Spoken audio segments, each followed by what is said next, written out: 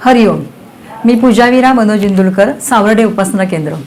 आजचा अनुभव आहे तो माझ्या मुलाच्या बाबतीत आहे.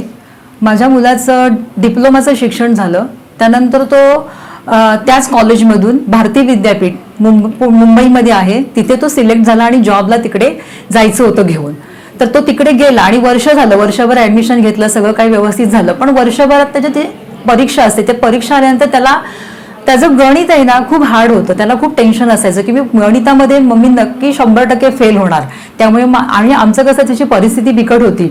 आम्ही एज्युकेशन लोन काढून त्याला शिक्षण देत होतो आणि त्याची त्याला जाणीव होती की आपल्याला आईवडिलांनी कर्ज काढून शिकवलंय, त्यामुळे आपल्याला चांगले मार्क मिळून आपण पुढच्या जॉबला गेलं पाहिजे, आपलं वर्ष फुकट जायला नको, आपण जॉबला लागलं पाहिजे असं तो सारखा म्हणायचा. पण त्या वर्षाला काय माहिती नाही, आम्ही मे महिन्यामध्ये मुंबईला गेलो होतो आमच्या सासरी माझ्या. आम्ही सगळे होतो, माझे मिस्टर, मी, मुलगी, आम्ही सगळे होतो.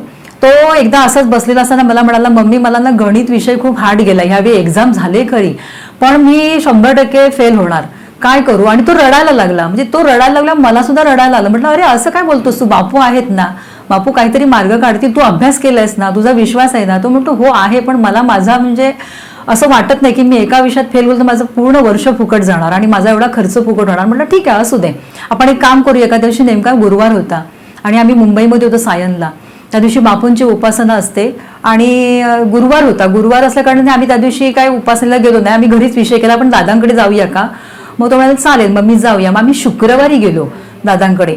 तेव्हा मम्मी असं होऊ शकतं का. अरे म्हटलं का नाही होणार, तुझा विश्वास आहे की नाही, बापूंना तो बापूंचं पठण वगैरे करतो ना, बरोबर आहे, तू शिकलेला मुलगा आहेस, पण तुझा विश्वास होता, हळूहळू वेळ जाणार, पण बघ तुला 100% इथे तुला तुझ्या प्रश्नाचं उत्तर मिळणार. म्हणून आम्ही गेलो. त्यांनी आमचा नंबर लिहून घेतला आणि सांगितलं की तुमचा नंबर आला की तुम्ही दादांच्या केबिनमध्ये जा. त्याप्रमाणे आम्ही गेलो.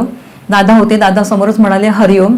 सेंटरचं नाव विचारलं, सांगितलं, माझं नाव विचारलं. त्यानंतर मी माझा प्रॉब्लेम सांगितला. म्हटलं असं असं माझा मुलगा आहे, डिग्रीच्या वर्षाला शिकतोय, पण त्याला गणित खूप हार्ड जाते, त्याला खूप म्हणजे असं हे होतं की माझं वर्ष फुकट जाईल, मी काय करू. दादा म्हणाले तुझं नाव काय. तर नाव सांगितलं त्याने. तो हनुमान चालीसा म्हणतोस का. तर तो म्हणाला हा दादा कधी कधी म्हणतो. नाही कधी कधी नाही, सकाळ दुपार आणि संध्याकाळ तिन्ही त्रिकाळ म्हणायची. आणि तुझा जो काय हा प्रॉब्लेम आहे, तुला कोणी सांगितलं तू नापास होणार म्हणून, तू 108% पास होणार, तू तुझा पुढचा विचारच करू नकोस, तू बिनधास्त जा आणि रिझल्ट आल्यानंतर मात्र बापूंना अंबज्ञ म्हण. आणि तिथून आम्ही आलो घरी. तो पण रडायचा थांबलाच, त्याला बरं वाटलं. आम्ही गुरुक्षेत्राला दर्शन घेतलं, सगळं मस्तपैकी सगळं एन्जॉय केलं आणि मस्तपैकी घरी आलो. आणि 1-1.5 महिन्याच्या अवधीत त्याचा मला फोन आला मुंबईवरून की मम्मी अगं मी ज्या विषयाचं मला टेन्शन होतं त्या विषयात मला सगळ्यात जास्त मार्क मिळालेत. म्हणजे अशी आपल्या सद्गुरूंची कृपा असते. तो एवढा खुश झाला. माझी मुलं मला सांगतात की मम्मी आपला बापू आहे ना, आपला सद्गुरू आहे ना, त्याच्यावर विश्वास ठेव, सगळे प्रॉब्लेम सॉल्व्ह होतील. हरिओम. श्रीराम अंबज्ञ. नाथ संमित, नाथ संमित, नाथ संमित.